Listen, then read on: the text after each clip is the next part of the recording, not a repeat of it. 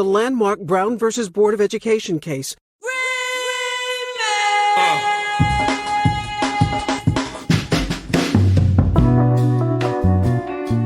Hey everyone, this is Andrew Parsons from Prologue Projects.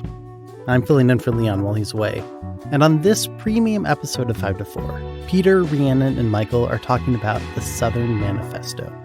This was a document signed by nearly a fifth of the U.S. Congress, responding to the ruling in Brown v. Board of Education. On May 17, this court ruled unanimously that segregation in public schools was not legal.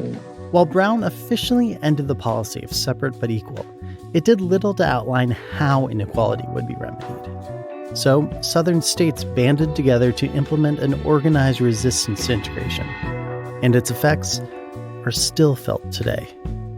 This is 5 to 4, a podcast about how much the Supreme Court sucks.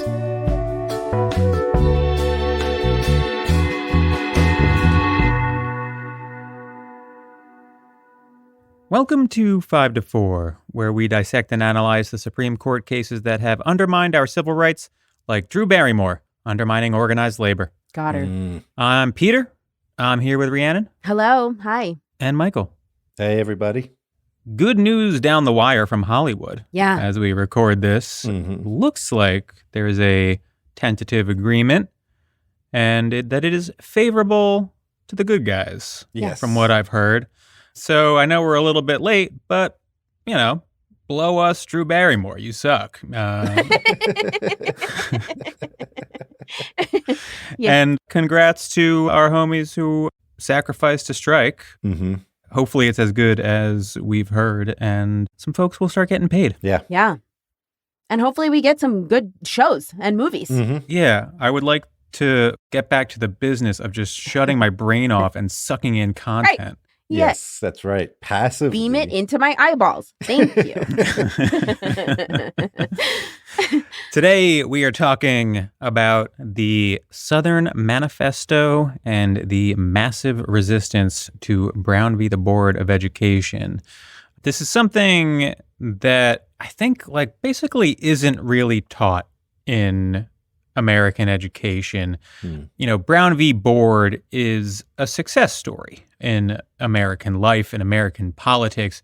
And the reality of it is that it was quite complicated. And in the 50s especially, there was an intense struggle between segregationists and the courts and the anti-segregationists, especially folks like the NAACP. And we wanted to sort of tell that story and talk about how it bleeds into our modern life and how this fight sort of shaped the 70 or so following years of politics and law. We will give the disclaimer up front that we are not historians. And, you know, we're trying to condense a very complex story that has had thousands of books written about it and has more characters than you could possibly count and more little events that are all fascinating in their own ways than you could possibly count. We will be putting that into an hour 10. So if you're a historian, please cut us some slack, okay? Yeah. Please keep that in your mind space before you write a very long email that our producer is going to forward to us and then no one is going to respond to, okay? Right. I think it's important too. Look, we're a podcast about the Supreme Court, right? And this is part of the history of modern America that can be sort of punctuated by Supreme Court action, right? Supreme Court cases.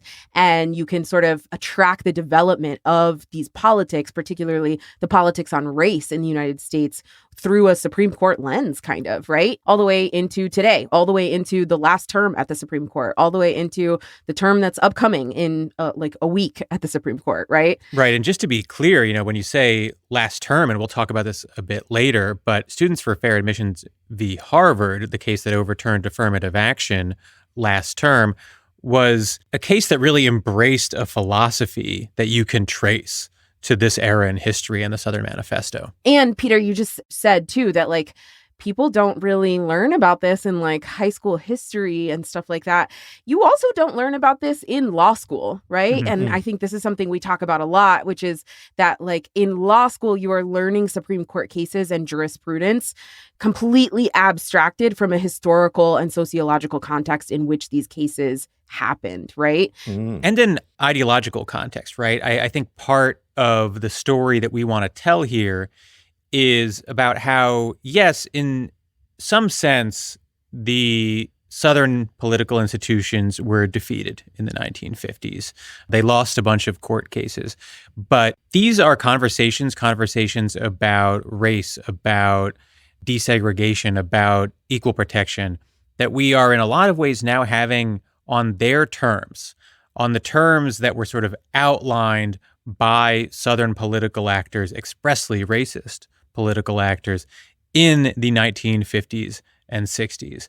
That's a history that isn't taught in high school or college or law school consistently at all. Mm-hmm. So the Southern Manifesto, the South's quote unquote massive resistance campaign to desegregation, you're not learning this as part of your education on Brown v. Board of Education in law school. Yeah. And, I think it's worth noting, and we'll sort of tie this together toward the end of the episode, that the way that modern conservatives look at much of our Constitution is guided by the anti-Brown v. Board segregationist movement of the 1950s. Hey, folks, if you want to hear the rest of this episode, you're going to have to subscribe. There are a few ways to subscribe to and support 5-4, get our premium episodes, and you can learn about them all at 54pod.com/support. Subscribers get a whole bunch of benefits, including exclusive episodes, members-only events, first dibs on live show tickets, and access to our very lively Slack channel. So if that sounds good, head over to 54pod, all spelled out, .com/support. Thanks.